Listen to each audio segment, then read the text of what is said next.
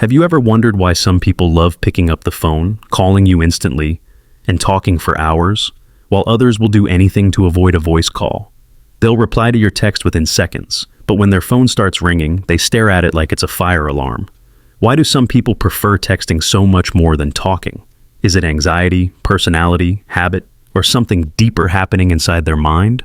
Stick with me until the end, because what you discover here might explain your own communication style more clearly than anything you've ever heard.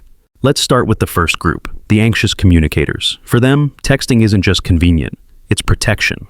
Phone calls feel like unpredictable battles. You can't edit what you say, you can't rehearse, you can't take a moment to breathe. Everything is immediate, raw, exposed. And for someone dealing with social anxiety or fear of judgment, that's terrifying. Psychologists call this anticipatory anxiety, when your brain starts imagining everything that could go wrong before it even happens. What if I sound stupid? What if I say the wrong thing? What if my voice cracks?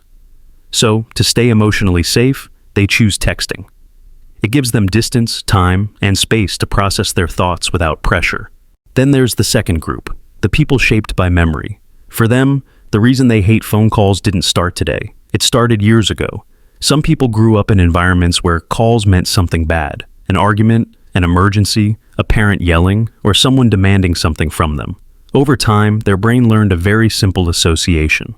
Phone call equals stress. Texting equals safety. This is what psychologists call classical conditioning. Your past experience is training your present reactions. So, now, as adults, they avoid calls without even realizing the real reason. Their mind is simply trying to protect them from a type of pain they learned a long time ago. But texting isn't always about fear or trauma. For the third group, it's about control. And this one might include more people than you think. Some people just prefer having time to think. They want their words to reflect what they truly mean. They want clarity. They want precision. Talking on the phone forces you to think, feel, and express all at the same time. Texting lets you separate those things. You can read the message, process it, rewrite your reply, edit it, delete it, rewrite it again, and only send it when it feels right. That control creates comfort. It reduces the fear of saying something impulsive or being misinterpreted. Psychologists call this cognitive processing comfort. People's desire to communicate at the speed their mind prefers, not the speed someone else expects. Then there's the overthinker. You probably know someone like this. Maybe it's you. For them, calls are confusing because tone, pauses, and silence all feel like hidden messages. Were they annoyed when they said that? Why did they pause for 2 seconds? Was that a sarcastic laugh or a real one? Their mind analyzes everything, and the more emotionally sensitive they are, the harder it becomes. Texting eliminates this confusion. Words are written, punctuation is clear, no guessing games, no analyzing tone for hidden meaning. For the overthinker, texting brings emotional stability and peace. Now, let's talk about the introverts, the energy conservers.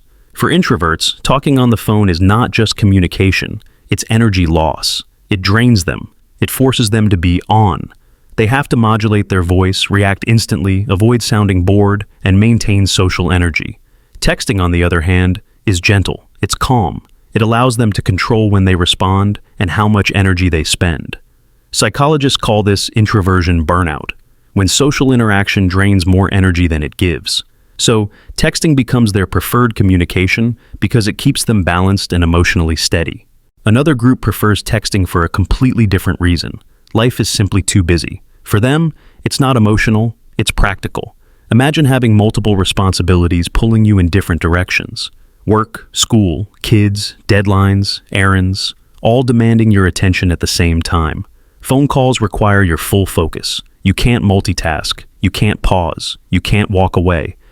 But texting, you can respond while waiting for your food, during a meeting break, or while multitasking around the house. Modern life has created something psychologists call time fragmentation, where our day is broken into tiny pieces, and we fit communication into the gaps. So, texting isn't a preference, it's survival. But one of the most fascinating groups is this, the privacy seekers. These people love their personal space, their emotional independence, and their boundaries. Talking on the phone feels invasive to them. It's direct, it's immediate, it forces emotional intimacy. Texting lets them stay connected without feeling exposed. It gives them autonomy, the freedom to decide when and how they engage. According to self-determination theory, autonomy is one of the core elements of human well-being. People who value independence often gravitate toward texting because it protects their mental and emotional space. Now, here's the deeper truth that most people never realize.